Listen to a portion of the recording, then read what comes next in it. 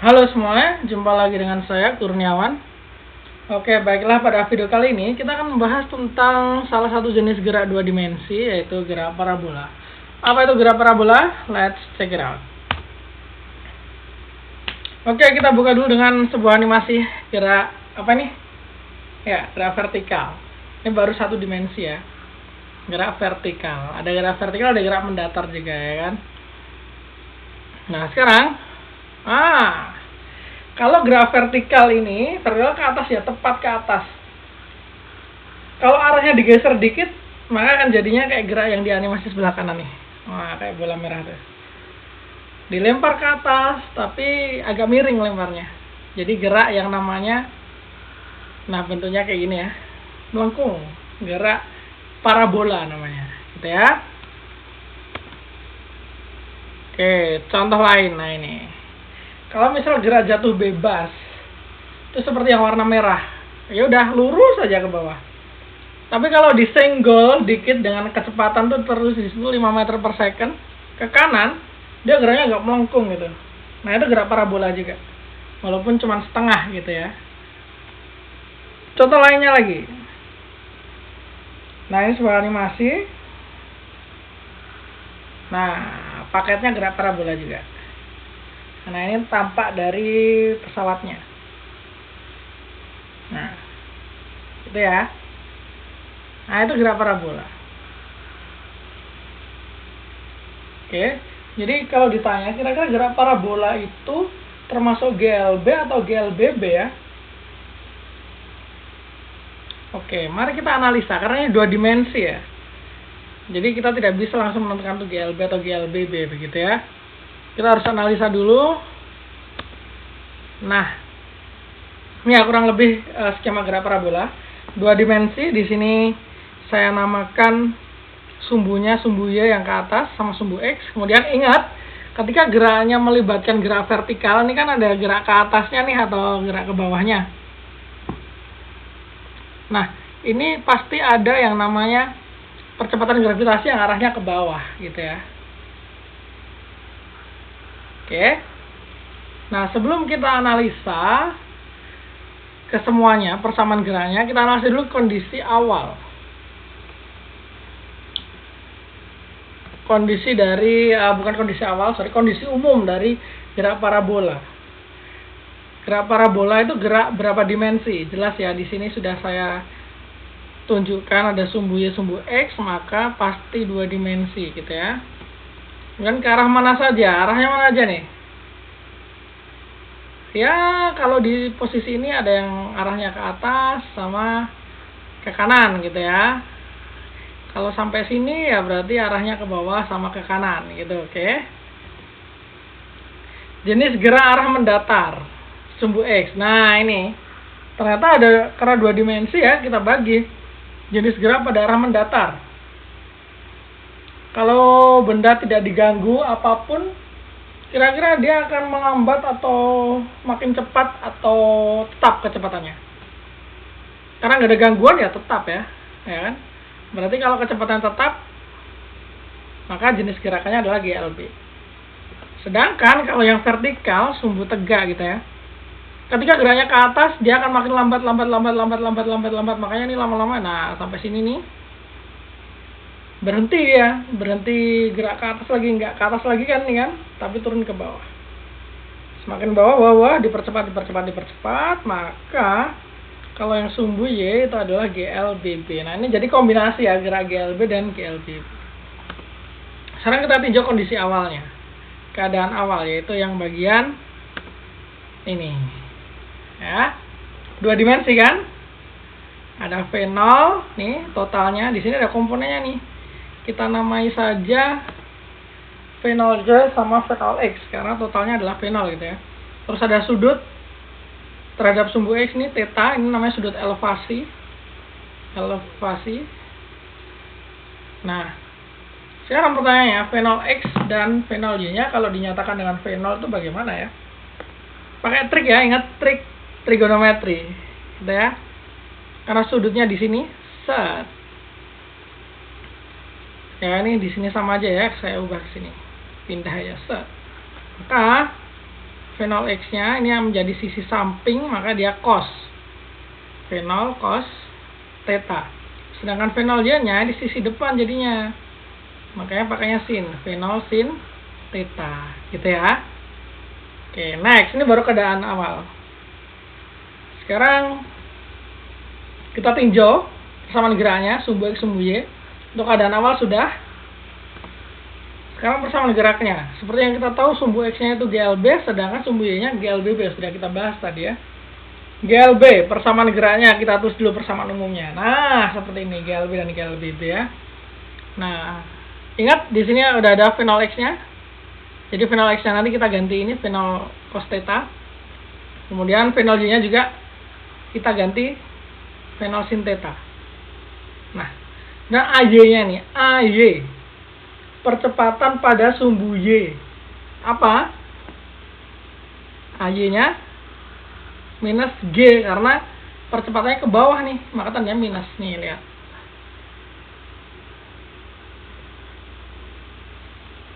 Sebelah sini. Ah, ini. Oke, jadi gimana kalau disubstitusikan? Ini dia hasilnya, gitu ya. V0 Y-nya diganti V0 sin theta, V0 X-nya diganti V0 cos theta, gitu. AY-nya diganti minus G. Nah, itu ya. Kalau Y ini posisi, X-nya juga posisi, gitu. Untuk lebih jelasnya, mari kita lihat sebuah contoh. Bagaimana mengaplikasikan persamaan gerak ini. Udah berapa? 1, 2, 3 gitu ya. Sama inilah 4, 5. Waduh, banyak ya. Iya. Padahal baru satu benda ya. Bayangin kalau udah benda. Tidak apa-apa. Nanti lama-lama terbiasa kok. Sebuah peluru ditembakkan ke atas membentuk sudut 37 derajat dengan permukaan tanah. Kecepatan awalnya 20 meter per second. Tentukan 1. Berapa ketinggian maksimum yang dicapai oleh peluru tersebut? Oke, kita bahas yang A dulu aja. Peluru sana dengan sudut elevasi 37 derajat. Kecepatan awalnya V0-nya sama dengan 20 meter per second. Ini ya. Ini tuh kurang lebih gerakannya seperti ini. Jalurnya gitu ya. Tek tek tek tek.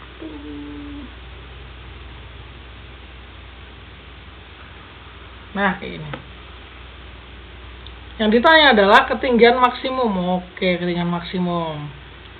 Ketinggian maksimum ini berarti geraknya terkait dengan gerak vertikal ya. Berarti kita nanti akan tinjaunya adalah di sumbu Y.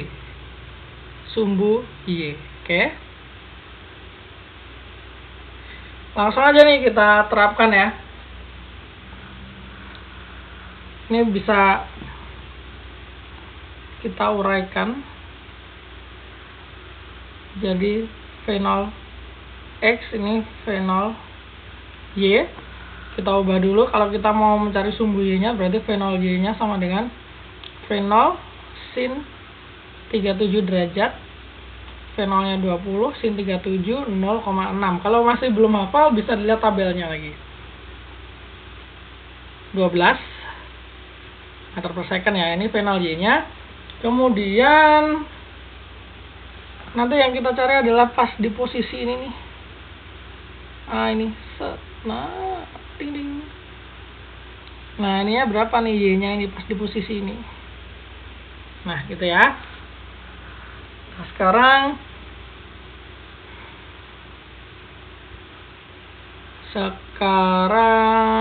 sumbu Y V0 Y-nya sudah, berarti oh ya, tinggal persamaan geraknya berarti kan. Ada 2. VY sama dengan V0Y min GT, sama satu lagi adalah kita tulis bawah sini Y sama dengan Y0 plus V0Y T min setengah GT kuadrat, setengah GT kuadrat. Nah gini ya. Nah sekarang ketinggian maksimum itu dicapai ketika apa? Ingat, ketinggian maksimum dicapai ketika V sama dengan 0. V yang mana nih? Karena ketinggian berarti yang gerak vertikal. VY sama dengan 0. Sudah, kita masukkan saja ya berarti ya. masukkan aja. Sehingga hasilnya VI-nya kita set 0. V0Y-nya kita sudah hitung 12. G-nya biar mudah kita tulis 10 saja, ini T. Maka T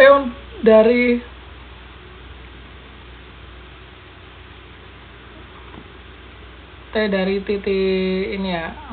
Oke. Oh, kok bisa nih?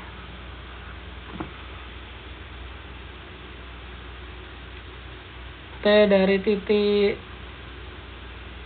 sini, titik awal ke menuju titik puncak sini adalah sebesar ini yang kita hitung sekarang. 12 bagi 10 1,2 sekon. Jadi T dari titik katakanlah A ke B ini adalah 1,2 sekon. Nah, yang ditanya bukan itu ya, yang ditanyakan adalah Y-nya. Berapa nih Y-nya nih? Kita anggap di posisi ini, posisi A ini adalah titik X0, Y0 alias 0,0. Ya, kita anggap titik awalnya adalah 0,0, maka Y0-nya 0, V0Y-nya 12 ke atas ya, kali T-nya 1,2 minus setengah kali 10 kali 1,2 kuadrat. Mohon maaf. Tinggal kita hitung nih. Mudahnya pakai kalkulator aja ya, tapi kita coba apakah saya bisa menyelesaikan dengan tanpa kalkulator gitu ya. 12 kali 1,2 14,4 dikurangi setengah kali 10 5 1,44 kali 5 adalah 7,2 ya, 7,2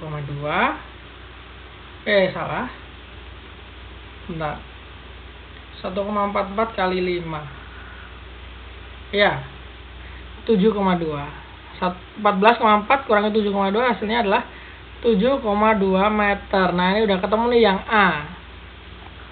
Oke, yang A ya. Hasilnya adalah 7,2 meter Y max-nya. 7,2 meter. Nah, sekarang bagian B nih kita tulis di sini. Berapa waktu yang dibutuhkan peluru untuk mencapai dasar tanah? Berarti dari awalnya di sini, terus ke titik C katakanlah ya, dari A ke C, ini perlu waktu berapa gitu ya? Sebenarnya ini bisa digunakan persamaan yang dari ini ya. Ini Y max, sorry. Ini persamaan ini. Sumbu Y yang bagian posisi. Jadi misalnya kita tuliskan pakai hitam aja. Y sama dengan Y0 plus V0Y T min setengah YT kuadrat. Y pada posisi A adalah 0. Pertanyaannya, Y pada posisi C berapa nih? 0 juga. Ini 0 plus 12 kali T-nya ditanya ya, karena di sini dari A ke C berarti TAC. Kalau ini TAB namanya. Yang kita cari adalah TAC. Minus setengah kali 10 kali TAC kuadrat ya, jangan lupa. Ya sudah. Seret 5 gini kan. Sekarang ketemu bentuknya, ini saya garis dulu biar enak dan nanti nggak keliru gitu ya. Ini jadinya adalah 0 sama dengan 12 TAC dikurangi 5 TAC kuadrat. Ini bisa kita keluarkan TAC nya, TAC dalam kurung 12 kurang 5 TAC. Berarti TAC ini bisa 0 atau bisa yang ini, yang suku kedua, 12 min 5 TAC sama dengan 0. 5 TAC sama dengan 0 berarti kan? Berarti TAC nya adalah 12 dibagi 5 berapa tuh? 2,4 ya. Jadi TAC nya adalah 2,4 sekon gitu ya. Sip, ketemu nih 2,4 sekon. Bagaimana dengan jarak mendatarnya? Kita jauh di mana ya? Aduh, udah nggak cukup nih. Ya udah di atas ini aja nggak apa ya.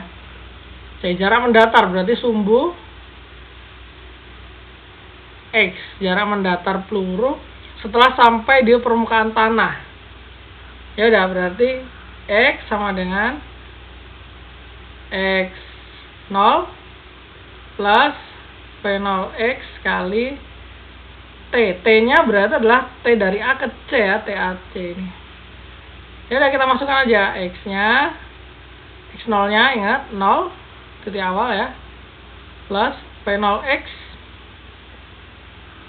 P0X-nya berarti 20 kali cos 37 ya.